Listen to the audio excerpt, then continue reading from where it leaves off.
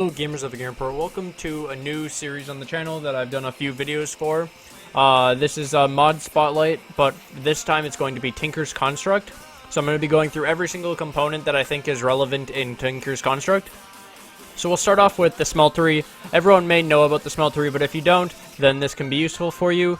So basically the Smeltery is a multi-block structure that will smelt ores for you. So for example, you take a piece of gold and you put a gold in here. And it will smelt it. Tinker's Thermal Expansion just came out and gave you Blazing Pyrotheum. This was to show that it gives you a blue bar, not enough heat to melt this item. Apparently, Blazing Pyrotheum, even though it's a temperature of 4,000, is not enough heat to melt this. The basic Smeltery is a 3x3. This includes the outer casing, so you can have a 1x1 on the inside. I'll show you the inside of this. It kind of made it kind of tall. But basically, it's pretty simple. The inside is one block. You can make this as tall as you want up to sky limit, but the middle is one, including the outer casings. It's a 3x3. You don't have to fill in the corners or the bottom area around the base. All you need is a Smeltery controller, a Seared tank, and then Smeltery drain, and you just need one faucet with either a casting cable or a casting basin, which you can switch out whenever you need. This is how you actually make, this is how you smelt resources, and if you want to get ingots out of here, you could put an ingot cast into the casting cable and pour ingots, or you can pour out blocks in the casting basin. You can also expand it to bigger sizes, so you could fit, technically, more Smeltery drains. This is a 5x5. This can obviously smelt 9 items, the 9 slots inside. Then you can, I showed here, Pyrotheum and normal lava. So we'll show with lava, the progress bar goes up as it melts the ore. When you do things in the Smeltery, it gets doubled. So instead of getting 1 gold ingot from the gold ore, like a normal furnace, from vanilla, you're going to get 18, well, 2 per, 18 from 9. Okay, so then here's a 7x7, just to show the design.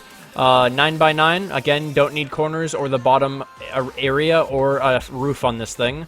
Here is an 11x11. This is the max size Smeltery you can possibly make. I made it pretty tall, but the inside is a 9x9, so one row of it is 81 blocks, and then when you make it really tall, obviously you have a lot of space. This was to show that a 13x13 does not work. The max size is an 11x11, and you can make it as tall as you want, which increases the amount of things you can process at once.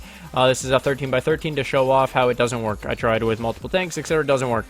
So that's the Smeltery. Pretty simple. Pretty simple.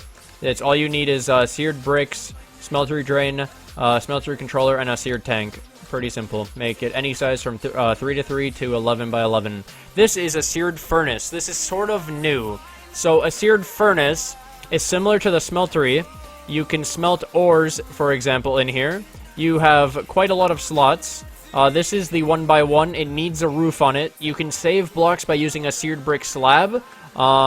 But you see how it'll smelt an ore into an ingot? This is good when you want to cook food, etc. It doesn't double ores, but you can see how long it burns for, and that was only 50 millibuckets of lava, and you can also do all the slots at once, for example, and it will cook all the slots at once. So this, when you make it bigger, can cook a lot of things very quickly. As you see, it was basically the difference of me moving them in. So here's 5x5. Pretty simple design. Instead, it's a 3x3 roof.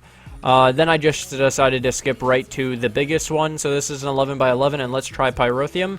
Pyrotheum is not hot enough. Each slot can hold 16 items. So again, Pyrotheum does not work yet. This worked in the old 1.7.10 Tinker's Construct. I guess Blazing Pyrotheum still has issues, so use lava. Pretty simple. This is the Seared Tinker Tank. So you need a Tinker Tank controller, a Smeltery drain. You can use glass here, or you can use bricks. You don't have to use bricks. You don't have to use glass, but glass looks nicer, especially because this is going to fill with liquids. The bottom has to be seared bricks, fully completed. This is the 3x3. You have to have the bottom fully completed with no corner cutting. The corners need to be up on the walls, and there needs to be a roof of seared bricks. That is a thing. I tried it with seared glass, does not work. It needs a full roof. So there you go. And then here's the max size fluid tank. I filled it with blazing pyrotheum, or I'm filling it with blazing pyrotheum just to show what it looks like. So you can see the corners actually fill in, and that's why you use the corners as well. It even fills in the edges. And yeah, so it's very cool looking. You can check the GUI. This is 12 kilobuckets of blazing pyrotheum. So instead of millibuckets, it's kilobuckets, I'm going to guess.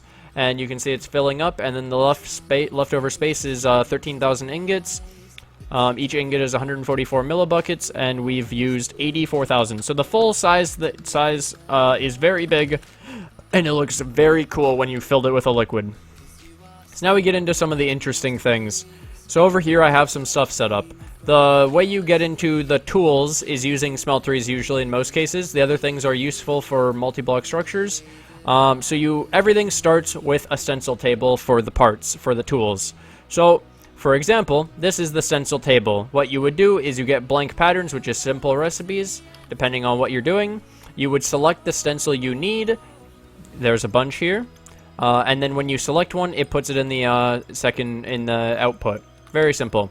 So I've made 2 pattern chests. So this is my first pattern chest. It's obviously filled with patterns. I don't think this has a limit for space, but this is all of the patterns in here. You can see a pattern for everything. This is all the casts. It turns it into a cast chest, and this stores all of your casts. It can even hold a blank cast and a weird item that you shouldn't be able to get. Anyways, that's very simple, very nice way to store your patterns when it's right next to the stencil table. And as you noticed, it connects to the cast chest. It can't connect to both. This is a part chest. This is a very interesting block that was just added into Tinker's Construct 1.10.2, and so what this does is it will store the parts for you. So let's say you made too many, or you just made a bunch of parts and you don't want to waste them or store them in a chest because it can take up a lot of space. You can make a part chest. It can hold up to a stack of each part, and it can hold a lot of parts. There's a scroll wheel to go through, and it's very, very nice to look at. I just put a bunch of different parts to show that it'll hold all the parts. These are all of the parts. Next thing, part builder. You take your pattern that you have, and you use the pattern with material that you can use. So for example, I put stone here. It could also be cobblestone, and you would get a stone broadaxe head from the broadaxe head pattern. Very simple. You take it out. It uses 8 because the material cost is 8. That's how you use that. You can also use fragments, which I believe is half of a material value. Very simple. With those parts, you would then, you can technically... I'll get to that in a second. This is a crafting station.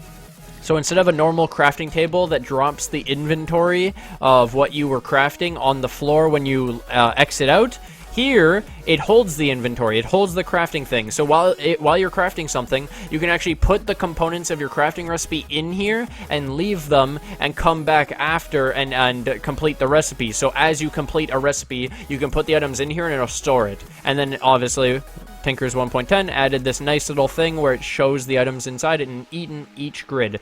So here's the tool station. This is where you actually combine your parts to make tools. So in the normal tool station, you only have the pickaxe, shovel, axe, mattock, broadsword, longsword, rapier, fry pan, battle sign. I'm trying not to click those, short bow, and arrow, so that you're limited on your options. You're thinking, I've seen Tinkers, there's a bunch of other stuff.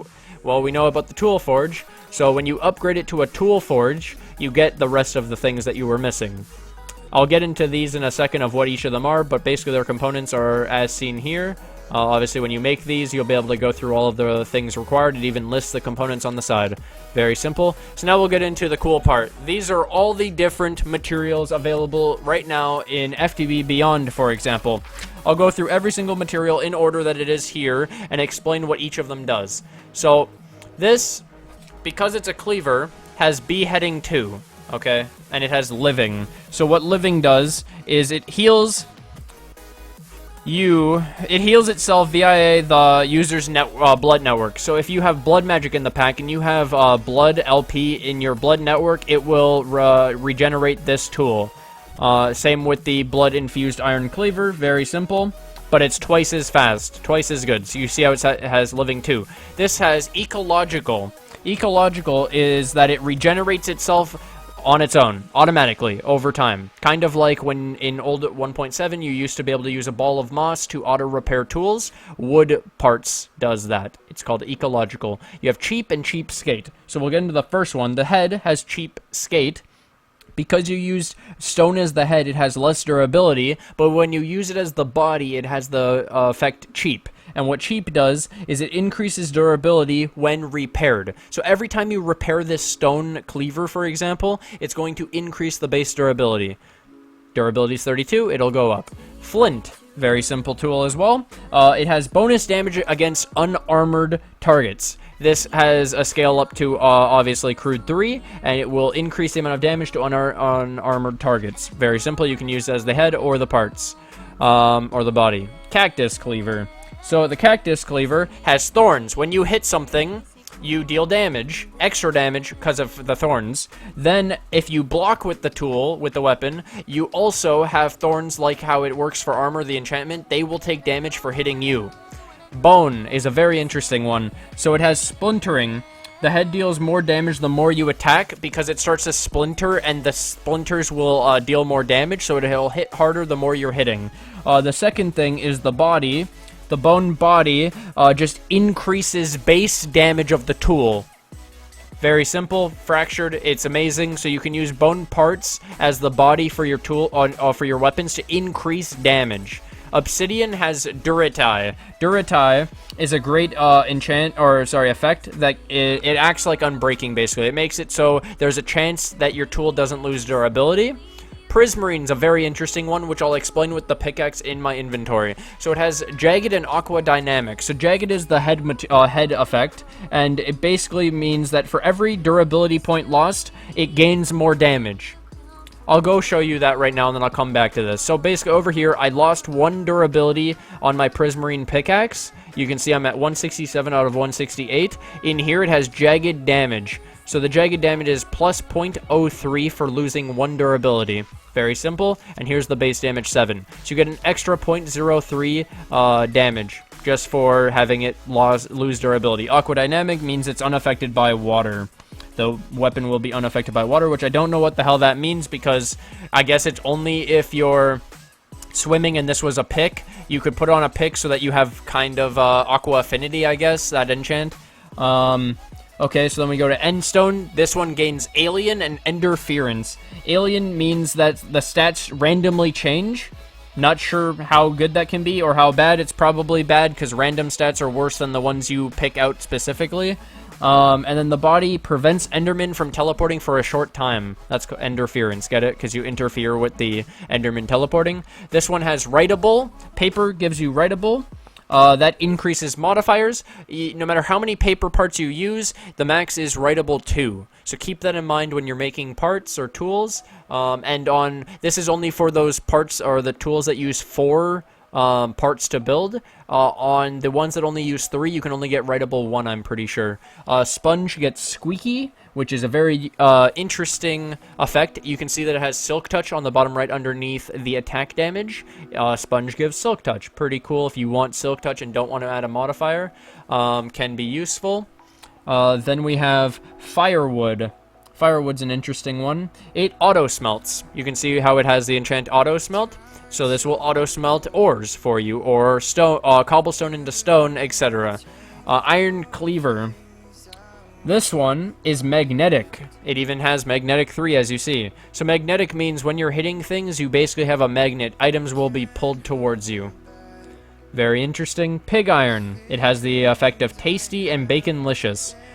Basically completely useless. From what it says, it is a tool that tastes good. So it almost sounds like you can eat your pig iron weapon or tools to gain food back. Night Slam Cleaver. This one's very interesting, okay? So this has Crumbling and Unnatural. Night Slime Head is a multi-tool. What that means is the speed at which you can mine cobblestone, for example, with a pickaxe, you can then mine also dirt, sand, and gravel quickly as well. I'll show you that with my pickaxe right now, and then I'll get into the second effect. So let me switch out of creative for this. So you'll see I break cobblestone pretty quickly. Then I can also break dirt really quickly. I can break gravel real quick and sand. When you're trying to, so for example, obviously you break the cobbler really quickly. When you're trying to break this slow, it's very slow. See how it's slow? But then a pickaxe mines dirt and gravel very quickly. I can show you with my hand. It's slow. Use the pick. It's fast. It's a multi-tool. It can be used for any material. Very, very useful. Then the next one is the next effect on this night slime is unnatural, and what that does is it makes so when you mine things, let's say this had a mining level of like something higher. So let me get a sharpening kit. I'm going to be going into sharpening kits after, but I'm going to ruin it by showing this off. So let's say I get a Manulium sharpening kit with flint. Let me get some flint. Basically, you can use a modifier, I believe. So I probably won't be able to... Oh, okay. Never mind. It doesn't take a modifier. So you can upgrade your tool, so your Night Slime pick, for example, to Cobalt mining level from Obsidian. So with one of the sharpening kits plus flint, you can get it fortified Manulium, and this will increase the mining level to the same as Manulium. So now we increase our Night Slime pickaxe to Cobalt mining level, which is the same as the thing. When you're breaking cobble now, it's faster. Your mining speed is up on things that have a lower mining level than the tool material you are using. So for this example, we have Cobalt instead of using Obsidian. So the mining difference is pretty high. I have a lag spike. Great. Okay, so then we'll get into the next thing. Let me switch back into creative. I'm in single player for this anyway, so it's okay. I mean, I'm in peaceful, so it doesn't matter. Slime, parts and head give you slimy. Completely useless. It washes off in the rain. Slime, blue slime is the same thing, slimy. Then you get magma slime. This one's the interesting one. So we have superheat and flammable. Basically what that does is the head deals bonus damage to enemies on fire. And then the second effect is when you're blocking, it will stop you from being on fire from enemies. So let's say it's a blaze, you block, and it shoots you with fireballs, you won't go on fire. Quite useful for the nether. Netherrack works better in hot environments. So if you're like in the nether or something, you will deal more damage. Or mine quicker, just works better, that's what it says. And then the second effect is deals bonus damage to non-nether mobs. That's the the body parts that does that. Then we have Cobalt. Cobalt gives you lightweight and momentum. So momentum makes it so that when you're mining blocks, it increases speed, and then lightweight is the kind of the same thing, but they're two different effects. It just makes you mine quicker the more you're mining. Or in combat, the more you're attacking, the more your attack speed will go up on the weapon. So it's pretty interesting. I think I could show that off. So, okay, I can't. I have to actually hit mobs. Never mind. So then we have Ardite. That can be useful for, let's say, a rapier to make it attack even quicker. Ardite is your tool mines faster as it wears out, but does less damage. So as a mining tool, you can, like as a pickaxe, as you're using it and you lower the durability, you can actually mine quicker. It increases the mining speed, but then you could use these modifiers, reinforcement modifiers. If you had 5 modifiers on this thing, when this thing is at 1 durability, you could use the reinforcement modifiers, give it unbreaking, and it still has 1 durability. Just never repair it, and it will have a crazy mining speed. So that's if you use Ardite as the head. Then the next thing is the body will absorb stone to repair itself. So you can't use the body as stone as Ardite if you want it to not repair itself, to keep it at low durability, to have a fast mining speed. That's a thing. Or you could use it as auto-repairing if you wanted to use the Ardite body on another tool to make it auto-repair whenever you're mining stone. Manulium. During combat, the damage scales, but so does the durability loss. So as you hit more, you start to deal more damage, but then as you are also dealing more damage, you will also start losing more durability on your tool. This is an interesting effect, because what this does is you would think if you gave this unbreaking by adding 5 of these modifiers on it from leveling it up, that you would be able to get an unbreakable tool that just constantly deals more damage the more you're in combat, but actually there is a weird interaction between these effects. So the unbreaking is actually nullified by the bonus loss of durability, and it avoids the unbreaking, and it will still lose durability even though it's unbreakable. Very interesting. And then the second part of the Manulium body is that it deals bonus damage to full HP targets. So if you want to try to one-shot something, let's say you use a Demon Blade as the head, and then you use Manulium as the body, you could hit a full health target and maybe one-shot it, depending on the target. Copper. Copper's interesting. It gives you extra experience. I don't remember what that enchant is called, but That's pretty self-explanatory. It's well established. Bronze is like obsidian, so if you want a really long-lasting tool, you can combine obsidian with bronze on a tool to increase the durability and how long it'll last. It has basically the effect of unbreaking, so when you combine this plus obsidian, you get a really long-lasting tool. I hope these things are helping you understand what you kind of want to go for when you're doing tinkers, by understanding what these do and how they interact with each other and what kind of situations you can do. Okay, so that's bronze, is basically unbreaking. Then we have lead. This just poisons. You can see it says poisonous. Very simple. It poisons the targets you hit. Silver is holy. Kind of self-explanatory. It's smite. So when you're hitting undead creatures, undead mobs, it will deal bonus damage. You can use this as the body or the head, and you get this effect.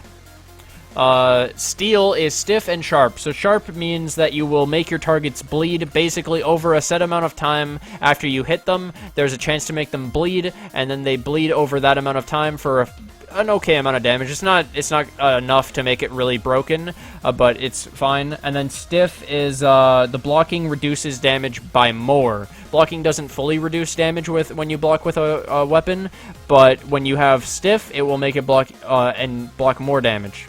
Electrum is very interesting enchant. So basically, when you run around, it will charge the tool. I think I can charge it quicker. There we go. So you see how my Electrum Cleaver is charged? It starts to glow, and when you hit something with it, it will expend. It'll spend that charge into the next attack and deal bonus damage. Very cool. Looks amazing. Like, look at it glow now in the inventory. Treated wood. Basically, it's just like normal wood. It's ecological. It's the exact same thing, too. It's called ecological. It repairs itself, regenerates itself. Durability comes back over time. Constantin Cleaver. So hitting in hot or cold environments burns or chills enemies based on the opposite. So thermal inversion, it kind of makes sense that when you're in a hot environment, you'll chill the enemy. When you're in a cold environment, you'll burn the enemy. It's kind of weird. Not sure in what situations those are going to be crazy good. I guess maybe a mountain where there's snow. Kind of weird. Situational as hell. Demonic Cleaver. So demonic tools are very weird. They have really high base damage, as you can see here. We could use other parts to make this deal even more damage, like a bone part and a manulium part, for example.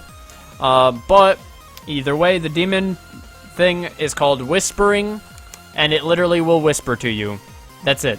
When you use it, it whispers to you. I could show you by, I believe I can use it in creative. So if I break things with it in creative, I think it'll whisper to me.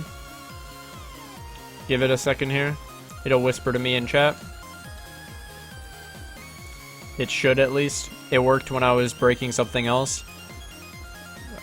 Maybe I could scroll up through all of my... Nope. Alright. Maybe I'll just keep it in my hand then, and we'll see if it whispers to me. Alright, so here we get into modifiers. This is the fun part. So now you go, okay, so I have the idea for the tools I want to make and the weapons I want to make and stuff. Now here's the interesting part. Now we get into modifiers. What will you do with these tools and weapons once you have them? So one of the best modifiers in the game, and that's why I have it in the top left, is the reinforced modifier. You can basically make any tool or weapon unbreakable. It's one of the best enchants, in my opinion, that you can go for right away. It's the one I recommend. So you put this on your tool or weapon that you just made. It increases the unbreaking effect of it. So basically, you guys know how unbreaking enchant works. This is similar. When you add one reinforced modifier to a tool, it will give it unbreaking. So this tool has 2 reinforced modifiers. Each level adds 20% to not use durability. It has reinforced 40%, so it has a 40% chance to not lose durability. This is very good when trying to level up tools or weapons. Very, very good modifier. Necrotic Bone is very simple. It's lifesteal. You will steal health based on the damage you do to something when you attack. Quartz adds base damage to your tool or to your weapon.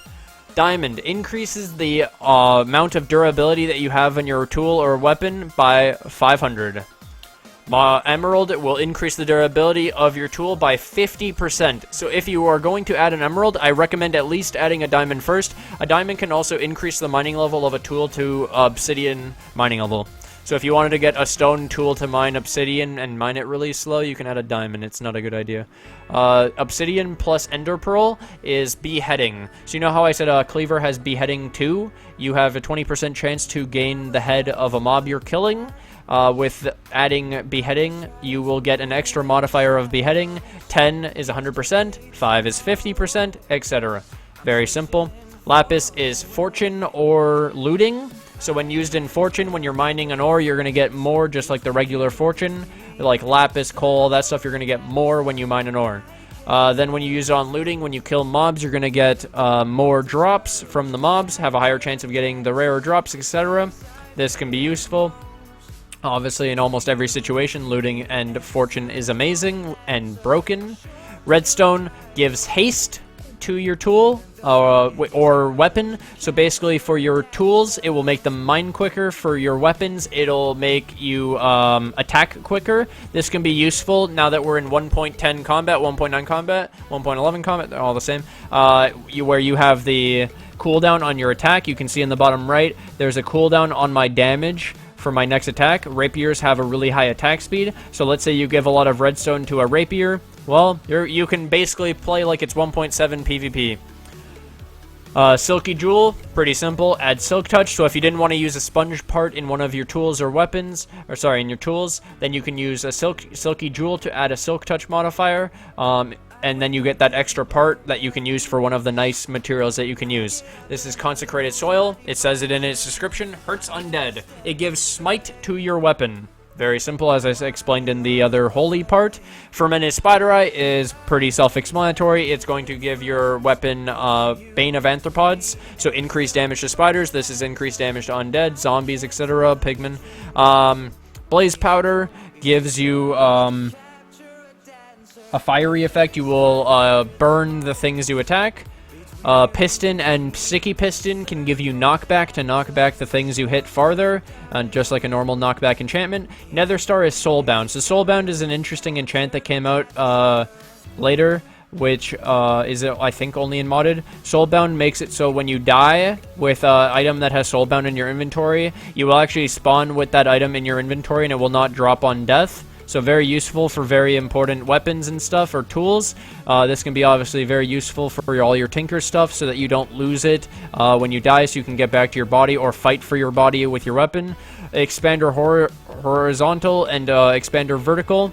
Basically, it says don't skip leg day, and the second part is do you even lift? So horizontal is left to right, and vertical is up and down. This will increase the mining width of and height of your tools. So for example, a shovel could, if you give it the horizontal, it could do a 3 across by 1 high. If you add both, it'll be a 3 by 3. You could turn a shovel into an excavator, where it mines a 3 by 3 area. You can add multiple of these, so you could have it a 5 by 5, 7 by 7, depending on how many modifiers you get onto your tool. You can add 3 TNT to your tool. This gives it blast mining, which you have a chance, you can break anything with it, except for obviously like bedrock, but then you don't have a 100% chance of getting the drop of what you mine. We have glowstone plus eyes of ender. This is 2 glowstone to 1 eye of ender. This will give you the effect glowing. It places a light source on low light level areas. This can be useful when caving and you don't want to constantly place torches. It will place a light source for you, but it will use durability from your tool. So keep that in mind. Make sure you can repair your tool and/or have auto repairing. Then we have popped chorus fruit. This will give you shulking, which makes enemies float, just like the shulker's effect when a shulker shoots you with its thing. Cobweb adds slowness when you attack, so when you attack, it'll slow the enemy you attack. 2 raw fish gives you this effect to ignore water, so you can make it so it's like aqua affinity again, kind of like that effect we saw earlier on one of the tools, aqua dynamics or something. You'll ignore water. Very cool. Oh, this can also be useful for ranged weapons. Arrows will ignore water, bolts will ignore water with a crossbow, and shurikens will ignore water, so these will ignore water. so you can not have them drop when you shoot it into water. Mending Moss is a very interesting nerfed item. So we used to have Balls of Moss for the Moss modifier. Now we have Mending Moss. Mending Moss is probably one of the worst things I've ever seen, when you can make a tool unbreakable with reinforced. So Mending Moss is the shit version of Balls of Moss. Sorry, I'm going on a rant. Okay, so basically all it does is it gives your tool the effect of being able to pick up experience. So when you get experience, it will instead go into your tool, and the more modifiers of Mending Moss you have in your tool, the bigger the storage bank of experience is on your tool. And then what happens is it will auto-repair itself, taking the experience from the tool. Some of the issues I found with this is, let's say you have a pickaxe, you're mining, you're not getting experience, maybe you're not getting coal and stuff, you don't want to mine the coal, you're not going to be getting experience, you can't repair this thing with the Mending Moss. If you try to kill something and pick up the experience with the pick, there's going to be issues because it collects the experience in the held item, or the held weapon. So if you want to use this and you can't get experience from mining for whatever reason, and you need to get it from PvP, you can put the pickaxe or whatever tool you're trying to repair in your you can put it in your offhand, and your offhand will actually collect experience for the Mending Moss. Little tip for you if you do end up using it. And then we have the creative modifier. It just adds an additional modifier. You can't get this in standard play, but if you're playing in creative and just want to make some broken ass tools and get a lot of modifiers, have your fun. So there's all the modifiers. Pretty simple and pretty self-explanatory what each of them do and what the options are. So then we have the demonic cleaver. I have them all demonic just because they're cool. So the cleaver has beheading 2, as I explained, 20% chance of getting ahead. Longsword has the effect of this. You can right click and it will sling you forward. You can hold right click and it will sling you forward. Very cool. Broadsword is just a normal sword. Very normal weapon. Rapier is very similar to the broadsword, but you notice that the attack damage is nearly half. A little bit more than half. Because half would be 5.12. Instead it's 5.54, so a little bit over half. And the attack speed is almost double. So I usually go for rapiers in 1.10 and 1.11 packs because I want to be able to attack quickly, and I like playing like it's 1.7. Frying pan can, I think, give your target like slowness when you hit it. Battle sign is just a pretty high damage slow weapon. Not very good. Wouldn't recommend it. It's very similar to the frying pan. You can see the damage is very close and the attack speed is close, but the fry pan is a little bit better. The scythe is a very interesting weapon. This one should not be overlooked. If you are trying to kill a lot of mobs, I would recommend using a scythe. Scythes hit in a 3x3 area around the target you hit. So it's an AoE weapon and has unlimited amounts of targets it can hit. The second thing is when you're breaking grass and stuff, you can use a scythe to break an AoE area of grass and flowers and stuff, and I think it might also work on harvesting crops. Pickaxe, very, very standard. It's a pickaxe. A shovel, axe. Here's the interesting one. It's a mattock. So a mattock is the combination of a shovel, axe, and a hoe. So you can use this to till land like a hoe. You can chop down trees like it's an axe. You can break sand, gravel, and dirt and grass like it's an like it's a shovel. And it's very useful multi-tool. It even has pretty good damage. 11.112. Sorry, 11.12. Jesus. Pretty low attack speed though. We have the demonic hammer. Demonic hammer breaks in a 3x3 area. Then you have the alternate versions. The demonic excavator is the same thing as the demonic hammer, but instead of it breaking stone and stuff, it breaks obviously sand, gravel, dirt, grass, all those things. Demonic lumber axe is an interesting one. This will act like timber or something. Whatever that old mod was that it'll chop down an entire tree in one go. It will use durability for every single block broken, but it will take down an entire tree in one chop of one wood. It will also break in a 3x3x3 area around the piece you break. So if you're trying to tear down a house or something made out of wood, you can use this. Very useful. Demonic shortbow. This isn't the recommended obviously way to make your weapon, your crossbows and stuff. I have a video on the best crossbow and short bow and longbow, so I recommend you go watch that. But anyways, the short bow is a fast attacking ranged weapon that uses arrows. Very, very cool. So you can shoot very quickly with it. Then the alternate is a longbow. It has a higher draw speed, so it takes longer to fire your shot, but the range is farther, and the range is the draw speed's longer, and I think the damage is higher. Yeah. Then, because the actual projectile speed's going to be quicker. Then we have the demonic crossbow, similar to the longbow and short bow, but the demonic crossbow uses bolts instead, and I have a whole video on that, so I don't really want to go into it. And then shurikens are the coolest thing ever. You can throw demonic shurikens, for example. Very, very cool, right? But they, as you saw, they fall off very quickly. They don't reach very far, but they are another option for a ranged weapon. Hope you enjoy that part.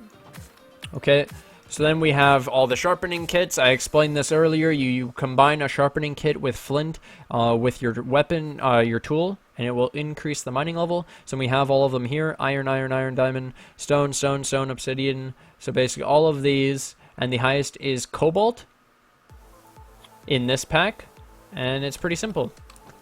I don't know what that... Oh, that chest was to show off my extra tools, which I already showed during the other thing. Okay, and then the last few things, we have these slime boots. So slime boots are quite interesting. When you can also use, so there's this, a slime sling. You can charge it, aim it at the ground or a wall, and it will shoot you up into the air. And then the slime boots stop you from taking fall damage, and you will bounce up and down just because you have slime boots. And you'll slowly lose height and drop down. Also, something interesting I wanted to show you guys. So the XP on my Prismarine Rapier is 1. To level tools up quicker, you can break grass, and it counts as 1 XP. And then if you had Vein Miner, for example, you could Vein Mine all the grass outside, and you could level up tools very quickly. Another option is using something to automatically attack with your Rapier, or whatever tool you're trying to level up, onto a Poppy or Dandelion. Have another block automatically placing them, and you can speed this up and go crazy. Then we'll show off jumping in to make distance. You can see how far I just jumped, and then you can use slime boots to travel very far distances. As you can see how fast I'm traveling. It's very, very imbalanced. I'm lagging a bit. Sorry about that. Then we have the EFLN. This is a very simple and easy to make item. So it's gunpowder and a piece of flint. And what this is, let me go into creative for this so I can get a vertical view. Basically, it will explode a giant area, and this says explode safe for mining. So you'll actually notice all of the blocks from what it just broke are down on the ground. This will literally explode everything. It explodes everything, and I don't think it blows up the items. Yeah, no, the items actually are safe. So you could mine with this. You can actually use this to go mining. This item is insane, and I didn't even know about this until this video when I was looking at the stuff in it. So, like, just to show how insane this could be, you could literally tunnel and just collect all of the resources that you just got out of this. And all this is gunpowder and flint. So you could even make a farm for this. Can this go in water? It even explodes in water. It's not like TNT. It's insane. Now let's see if it deals damage in survival. It doesn't even damage you in survival, and because of slime boots, I can't take fall damage. So you could literally go through a cave and just chuck these. Yeah. I wonder what you guys think about that. It is a very, very interesting and overpowered tool for sure, or option for sure. There's one more thing I have to show you guys. So let me go do that. One more thing. Very ridiculous item though, for sure. I hope this video, by the way, has been helpful for anyone trying to get through Tinker's Construct and was wondering what to do. For recommendations on weapons and tools for Tinker's Construct, I recommend you watch my other videos that I have. But anyways, over here, I have a chicken. Let me just go into survival, delete some of this, just so I can save some inventory space. So here's the interesting thing. You can right-click with this backpack on a mob, and it will pick it up and put it on your back, which is in this case your head. So right-click mobs to pick them up, so you can pick up a zombie and put them on your head. Very interesting, very cool, and I'm not really sure the usability of it, but let me... Yeah, and then when you take off the backpack, the mob falls. So you could collect cows and chickens and shit like this for your farm, and all it is 2 leather, 2 sticks. There, you can even attach an electric jetpack so you can fly. You just need a jetpack attachment plate, which is iridium shards, which is not very cheap. Either way, I hope you guys enjoyed this video on Tinker's Construct 1.10. Subscribe if you guys are new to the channel. As always, I'll leave a comment in the comment section below for the next mod you want me to do a mod spotlight of. And leave a like if you guys like the series, like these kinds of videos, and want me to do more of them. See you.